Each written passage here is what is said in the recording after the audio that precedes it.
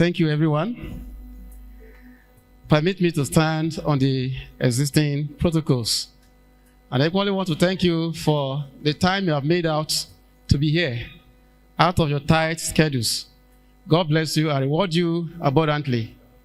And Mr. Solomon Yakubu, and the co-founder of Amwe Medical Awareness Tourism.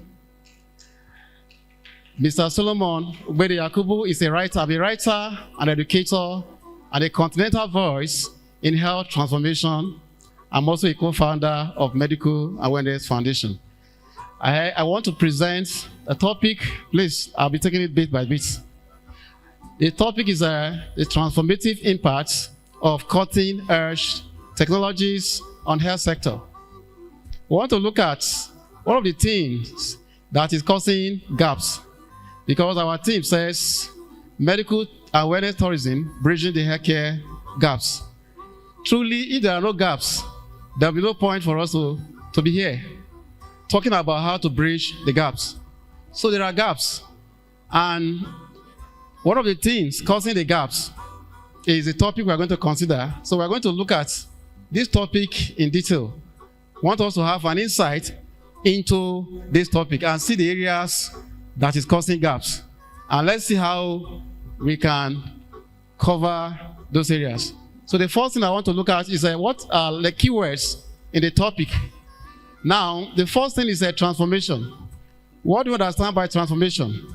It simply means how you understand, deliver, experience healthcare. That is summary of the team. So the transformation simply means a shift from how we understand healthcare, how we deliver healthcare, and how we experience healthcare.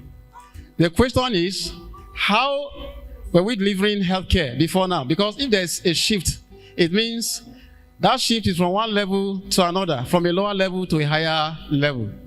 If you are doing something over and over for a long time, and you remain doing that thing, and you are not seeing results, positive results, it means there's no transformation. If you are talking about transformation in our health sector today, and after this program, we still remain at this level, the level we are, that has brought us to this place, to talk about it, 10 years to come, God forbid, it means there's no transformation. So there have to be a shift from the level we are now to a higher level. That is what we mean by transformation. For example, in urology, for instance, how do we treat a kidney stone before? In those days, when cutting-edge technologies have not come, we used to what? They cut the back or either by the side, expose the kidney in order to remove the kidney stone. It was what we call invasive method. It's an invasive method because it has to do with the open surgery. That was the system then. And if this system is still going on in some places, and we have not shifted to these cutting-edge technologies, it means we have not really embraced the transformation. Now there's what we call moving from this level to this level, where we have what we call sonolith machine. This sonolith machine is a lithotripsy.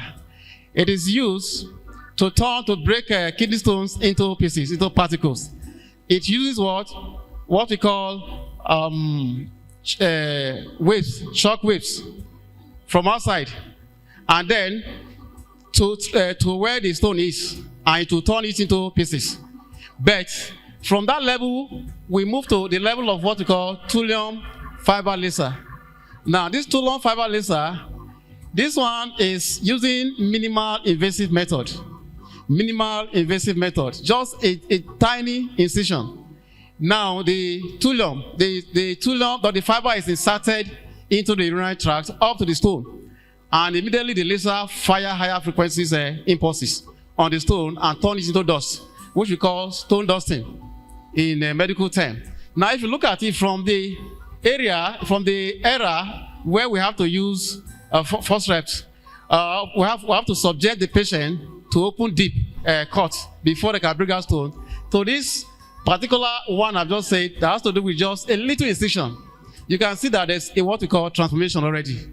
So this is what transformation is all about. Moving from one level of operation to a higher level, at a better or a faster level. So this is just like I've explained. Then the cutting edge technologies are advanced technologies transforming how diseases are treated, care delivered, and patients are treated. They are transforming, they are tools, they are modern tools that are transforming how sicknesses are treated, how diseases are diagnosed, and how care are delivered. So we're going to look at them one after the other so that we can see the impact they are making on our health sector. Let's start by looking at e-health technologies. Now, it is no longer a new thing that we all know that e-health technologies exist. Now, these e-health technologies focus on three things. It focuses on data, connectivity, and real-time decision making. Now, it has to do with collecting patients' history, data, online. So a patient will have his record online, so that anywhere that patient finds his or herself, he can easily his history can easily be accessed. Unlike, you have to go to a place, let's say you find yourself in a place, and then you have to go to a hospital, and on getting there, you have to start giving them your history from the beginning to the end. But in this case, everything is already online, and its record is stored in the blockchain. So if you find yourself somewhere, not the hospital you have visited before, you can easily they can easily access your record, and care will be given to you accordingly. Now, what are the impacts? Apart from that, we have the following aspect of e-health technologies. We have telemedicine. Already we all know what is telemedicine. Talking to doctor, to nurse, to health workers online, via television, video, via phone, and so on and so forth. And it helps in times of emergency. For instance, in the middle of the night, you have problem, and it is not possible for you to go physically to hospital to see a doctor at this material time. What do? You have to pick up your phone and make a call. So it saves time and it saves cost, and it helps in times of emergency. We equally have a telehealth that has to do with remote monitoring of patients' health. Remote monitoring of patients' health, irrespective of wherever you are, provided there's there's a connectivity in that particular environment. Now, we also have, please, I'm not saying it. We also have, I've not finished that part, please. I don't want to. We also have telehealth. We have EMR, which is called electrical medical records. And we have cloud-based hospital management. We have blockchains in health. Now, these technologies are helping us to have what we call smart hospitals. Smart hospitals. So our healthcare delivery will be smarter, safer, and enable what we call real-time decision making. So you will discover that these things are already creating gap. If these facilities are not in your own country, or they exist, but in minimal adoption, and there's nothing like a central digital connectivity whereby they are all connected to, then you have already created a gap. Let me break down what I've just said. Now, if you go to India, for example, they have what we call their leading expansion in telemedicine services, and also in telemedicine services. They make use of most of these e-health technologies. And what they do is that they have what we call digital ID card for every of their citizens. If that policy has not covered the entire population of India for now, at least above 50%, it has covered above 50% of the population. Everybody has what we call digital ID card, and you also have what we call blockchain, which is on digital, like digital locker, that your information are stored, and anywhere you go, your information is following you, but it's not tampered with. So if you are in Delhi, for instance, and you have health issues, and maybe when you were in Mumbai, that was where you went to a hospital, and your information have been taken. Everything is stored in that blockchain. It's not tampered with. So if you find yourself in Delhi, in New Delhi, and you want to continue with your treatment, they can easily access your information, your health history, because everything is connected. It's just like WhatsApp group, whereby private hospitals connect to it, public hospital connect to it. And everything is connected. So there's a central digital connection. And anywhere you are in that country, you can have access to it. You can see that it's already solving the problem of accessibility. There is nothing like a urban-rural divide. Whereby, let's say in Nigeria, for example, if you're in a typical place where there's no connectivity, already you are cut out. Unless you have to go on a physical visit to where these facilities are available. Let's say in an urban city. But in this case, if you should have something like this in Nigeria, where I'm not saying we don't have e-health services, but they are fragmented. They are fragmented there is no central digital connectivity. So everybody is just operating his own in the way he fits it. If you go to a chemist now, a pharmacy, they will start with you all over. You go to a particular hospital, you have to start repeating everything. And at the end of the day, you see that there's no coordination. And so if we continue this way, there is no way we grow one at the level we find ourselves. And this is one of the things that is causing gap. Because there is the center cannot, everybody is just operating the way you want. And your information is not stored in one place. But when you have your information in the blockchain and hospitals, everything is linked to one digital connection. You discover that if you're in Kaduna, you can have access to quality treatment. If you're in a Kogi State, for instance, you can equally have access to quality treatment. This is causing a serious gap. But what is the problem we're having? The problem we're having is that, I have said before, it's fragmented will. We have Federal Ministry of Health, and we have State Ministry of Health. Quite okay, coordinating. But the coordination is just like on paper. Implementation is a problem. If there's implementation, after they have set their rules and there's an implementation and we have a central body that can enforce this strategic, they have their strategic plan to enforce this, you will discover that everything will be connected to the center. And by the end of the day, nobody will operate on its own. It has to be one information.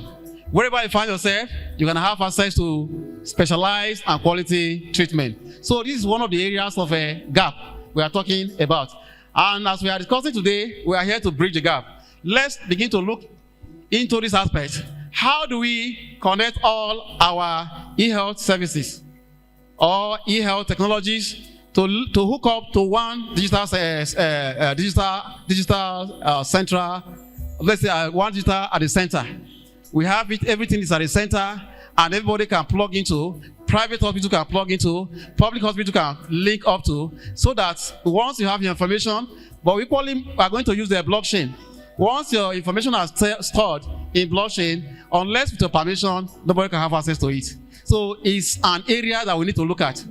Like I said before, we have e-health services here and there, but adoption is what? Minimal. So tell me, if we continue this way, how can we grow? We are talking about attracting people from other countries to our country. It's possible, but we have to what? Look into this aspect we are discussing today. Thank you very much. Let's move on to another part. Part 2. The next thing is I'm going to talk about targeted therapy. And what is targeted therapy? Targeted therapy has to do with radiation therapy, whereby bad cells are attacked without damaging the surrounding good cells. Targeted therapy. Bad cells, we have bad cells, tumor cells that have already been what? Invaded. Now, we have three kind of treatment we call radiation therapy, which is available now. It is non-invasive.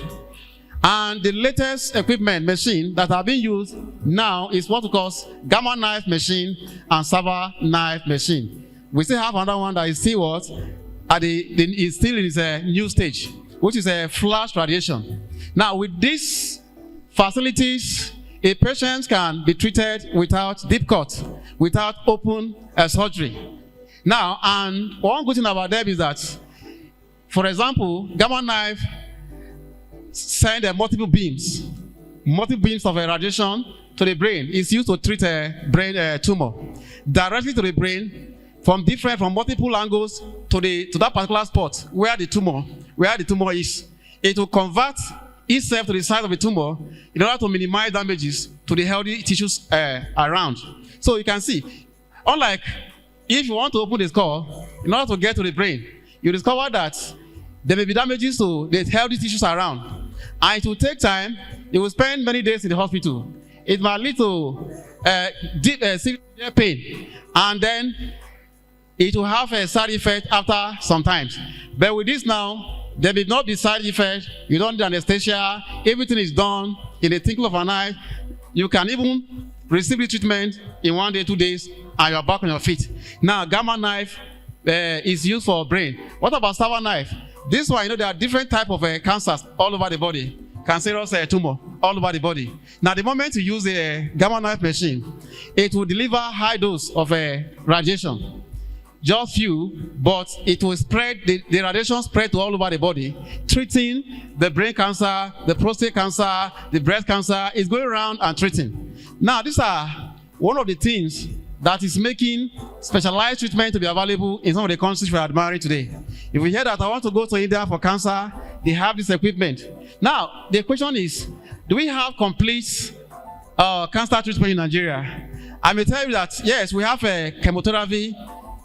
Whether widely available is what I cannot ascertain now, but we don't have radiation therapy.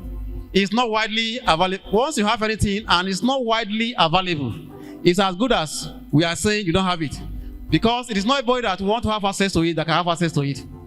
Look at the population of Nigeria. If you have something in Lagos, you cannot say it's available everywhere. But we are looking for a situation whereby we have it in Lagos, we have it in Kaduna, we have it in all over the country. So by the time you come to this level, we can agree that yes, Nigeria has radiation therapy. And so we can now start promoting our healthcare facilities so that we can attract people from other countries to come into the country. It's very easy for us to say we have specialized treatment, we have all this in here. But the question is, are they widely available? And sometimes we have to face the reality. If these things are available, and we are still like this, what is the problem that people are not coming from outside? We are still losing over 1 billion or 2 billion naira to outbound medical tourism. So let's face the reality now. These are some of the things we need to install in our hospitals.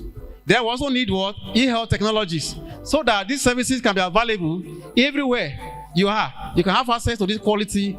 It's just like we're going to have, let's say, telemedicine hub, and we have the spokes in villages or in local government, so that when these things have been installed, if somebody is in my place, for instance, and is looking for a specialized treatment, it doesn't need to come down to Abuja anymore, because we have the spokes here and there. He can equally have access to them. But the problem is we don't want to accept the fact that some of these things are lacking. And by the time you have not accepted the fact that there are certain things that are lacking, then how can you improve on them? We need to have this radiation therapy. We have grown from the era of chemotherapy to radiation therapy. Just non-invasive method of treatment. Time has come whereby hospitals are moving away from highly invasive method to minimal invasive method and to non-invasive method. And this is non-invasive method. So these machines are very fast, that they make hospitals to be smart. So when you have this equipment or facilities in your hospital, we said we have smart hospitals, safer hospitals, and so on and so forth. Because a patient will have what we call seamless healthcare experience. Nobody wants to go to where you go through a lot of stress. After treatment, the pain alone and the number of days it will take you to heal is even more than the pain you went through for the operation. But with this, everything is done faster, without pain, with less or with minimal or no pain, and with minimal damages to the healthy tissues around. Let's move on fast. So they make hospitals smarter, and they make hospital to have trust. People can trust this hospital, and then it attracts people from outside to go. Because now hospitals cannot say, these are the things we have. Look at the impact on our health sector. So they can boldly advertise their facilities to the world, and people will not have to think twice before going there, because everybody is looking for where you can have a better healthcare experience. Part 2, we have what we call personalized medicine. It's another technology, another cutting-edge technology that is in vogue today. It has to do with treating an individual according to your DNA, your lifestyle, the kind of food you eat, the environment you find yourself. These things are put into the consideration before you are given a treatment. It is no longer a one size fits all. Just like in those days, let's say now in Nigeria, for example, if you're having malaria and we go to hospital and you are being diagnosed, they will treat you for malaria. They have their doses, their dose that they have administered to you. Everybody that is having malaria, we go there and collect the same treatment. The problem is that some will heal faster and some, it might not fit them. It's not what fit one that fits all. And at the end of the day, it's going to have side effects because this kind of treatment does not really fit you. But with personalized treatment, everything is tailored according to your DNA, according to your lifestyle, and according to the environment you live, so that it fits into your system. Once you are treated with this kind of method, you will heal faster, and then it will have no side effect, either little or no side effects as time goes on. So now the equipment that I use for this personalized treatment, let me just give you a simple illustration. We have what we call ready-made, a one-size-fits-all clothes in the market. Now, if I want to go and buy a cloth that fits me, once I find myself myself in the market, and anyone I lay my hand on there, although they said it's a one-size-fits-all, it might not exactly fit me.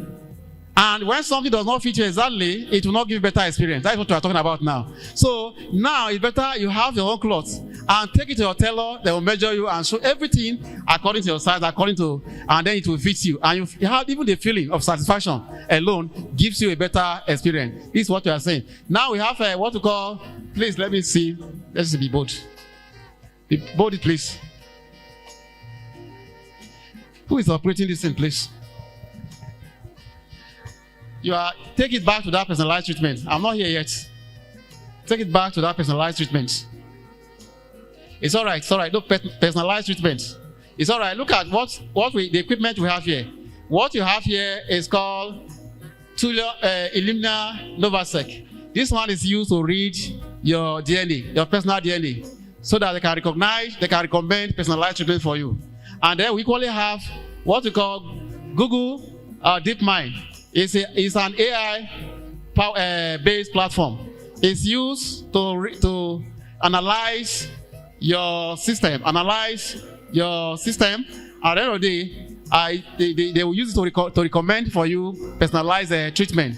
And then we also have CART, which is used for personalized cancer treatment. And we have this one, 3D bioprinting. If somebody is having heart problem, let's say heart surgery, for instance, they have to what? They have to do what we call heart transplant. They remove the person a dead person's heart and then replace it with somebody who is looking for the heart replacement. Now, it takes a longer time, and for you to even find somebody whose heart can match your own, it might not easily come by. So what they do now, we're having 3D bioprinting, which we print either part of the organs, and then they will use it to replace that particular place that is damaged. So it's used for printing implants. So with all this equipment, you will discover that they can administer personalized treatment to an individual and we have better experience. It's also an impact that technology is making on our health sector. Please, because of our time, let's move on. Then the next one is regenerative medicine. This regenerative medicine is used for repairing, replacing, and growing of new healthy cells or even organs so that the body can work like new. So they will use your own cells, which we call stem cells. Stem cells are master cells, and they can use stem cells to replace any tissue, any other cells in your body. Now, they use your stem cells to replace the damaged cells, the damaged tissues, and so on and so forth in the body. This is the method. These are not cutting-edge technologies. So stem cells are master cells, and then tissue engineering has to do with building these organs in the lab, using the stem cells to build this implant, so that anybody that is having a critical condition of this nature, they will not, instead of looking for organs to transplant, they will use your stem cells and build healthy tissues or healthy cells in order to replace the faulty ones so that they can live healthy again. So now the impact is natural healing, reduce need for organ transplant. With this now, there is no need for organ transplant.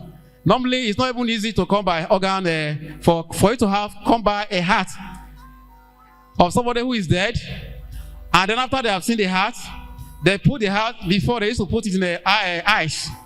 And this eyes now, it will not stay more than 4 hours.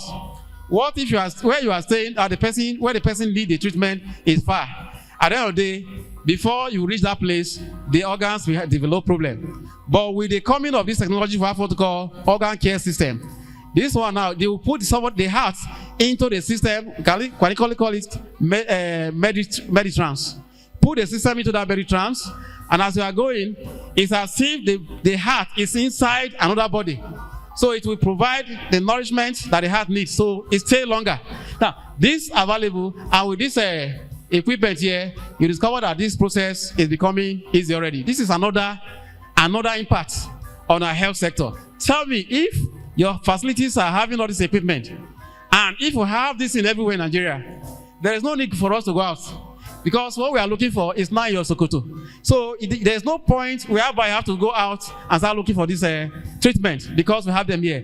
So new technologies equally create gaps, and these gaps are already created. So what do? We need to start installing them everywhere in the country, and that has to do with what? Government going into partnership with a PPP, public-private partnership. Give them rewarding environment to invest. Give them financial incentive, like removing what we call import waiver duties on all equipment that has to do with medical equipment, not just selected parts, selected aspect of it, all, and so on and so forth. All we are saying, give them a enabling environment, rewarding environment, so that they can come and invest. Once they invest, and these things are everywhere, we can say we have them here. Then we have upgraded our system. Then we begin to talk about what? The health worker professionals. Let's move on. The next one, we have what we call robotics and automation. Robotic and automation. Automation means machine now doing the work that humans are doing. So like machine now carrying out surgeries. Machine also carrying out rehabilitation process. So it's another cutting-edge technology in the world today. What you have here is called Da Vinci surgery system. It uses the robot's hand to carry out operation precisely. It has what we call precision. It will just go to that place and minimize costs here and there, and then treat the illness. And it's been operated by a doctor from the console. This surgery, is not yet available in Nigeria. It's already a gap. I have not seen an hospital that operates robotic surgery yet. It's a gap. And these are the aspects we need to look into, because people prefer what will not give them pains or cause bleeding that can complicate your situation before you went for treatment. But with this now, everything is minimized faster. The patient will heal faster. I will not spend many days or number of days in hospital, months or weeks in hospital. So they are already making part on healthcare, and people prefer to go to where such things are available. We have what we call rehabilitation robots. Once somebody had an accident, 12 hours then, instead of, after the treatment, you go to rehabilitation home, and then every day you have to be learning how to walk and so on and so forth. This will do the work faster. You can see the person inside the robot is already helping the healing process. So we have the one that delivers food items to somebody who has just delivered. Everything is programmed, and carry medical supplies or food to a person that just been delivered. So these are the technologies we have today in the world that are making other hospitals in the world to excel globally. And these are the things we admire when it comes to quality and specialized treatment. Because with these technologies, there is no way healthcare service providers will not deliver specialized treatment if they have the knowledge, if they have been trained. Because there's what we call hand-on experience. They have to be trained and retrained on how to make use of this equipment. Just like what is going on in Peninsular Malaysia. Their health workers are being constantly trained on how to use the modern technologies, so that they'll become experts and then use this machine and deliver specialized treatment to their people. We also need this into Nigeria. By the time we start having them everywhere in Nigeria, you see, it's what you have for advertising. If you have this thing everywhere, you can boldly talk about them. And then you cannot go for international. Even if you go for international accreditation, there are certain requirements you need to meet. Once you cannot meet the requirements, you will not be accredited. So once you have the accreditation of a GSI already you have announced yourself on the global healthcare stage. Let's look at the conclusion now. Now, in conclusion, the overall aims of all these things we have discussed so far is empowerment. It's not that this equipment will not only treat patients, but also empower them to live healthy life. How do they empower them to live healthy life? For example, there's what we call wearables and health mobile app. Now, if you subscribe or they prescribe wearables for you, like a handset or fit band, and the one we put on our neck, and so on and so forth. Now, this will monitor your heartbeat, they monitor your heart step, they monitor your diabetes, and they send signals because they are approved, they are connected to a central digital system. So if you are in your house and your heartbeat or your sleep is not normal, it sends signal to you, and equally sends signal to your doctor. Your doctor will now allow you to inform you to ask you whether anything is wrong, and then at the end of the day, he can make real-time decision. The next thing to do with your health. So they empower you to live healthier life. They help you to detect early signs of illnesses. Once you have these early signs of illnesses, so we are not talking about just treatment, but they equally empower you to live healthier life. Anything that can empower you to live a healthier life is something that is worth going for. Then also seamless healthcare experience. I've said before, everybody wants seamless, better healthcare. And that is the reason why even our leaders don't stay when it comes to critical situations. They don't stay. They have to go to where they give them better healthcare. And so they help hospitals to be able to administer better healthcare. Please, I say once that conclusion. If I say one that, so we also have they make hospitals smarter, safer, accessible healthcare and real-time decision making. Like I was talking about e-health everywhere, because you need to have the hub, I need to have the spokes, I need to have all the spokes connected to the hub. So anywhere you find yourself in this part of the world, you have access. So we are talking about accessibility as one of the problems of healthcare in Nigeria. We are talking about high success rates.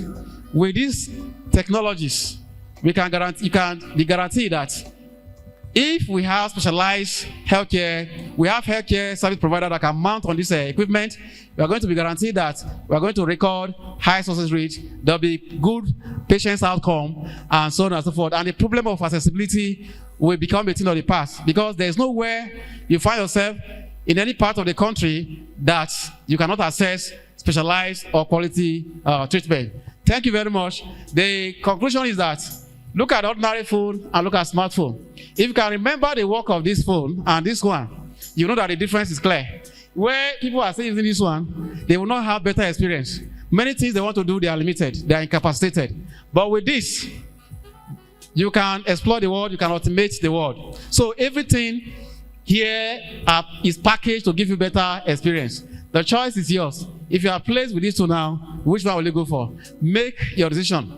Nobody can stop you from going to where you can have better healthcare. What we are doing now is to bridge the gap. Healthcare for everyone, anywhere, anytime, wherever you can find it. If it's Nigeria, come to Nigeria and get there. Thank you very much. Thank you very much. That is our presenter for the second session for today, in the person of Mr. Yakubu Solomon. Am I right?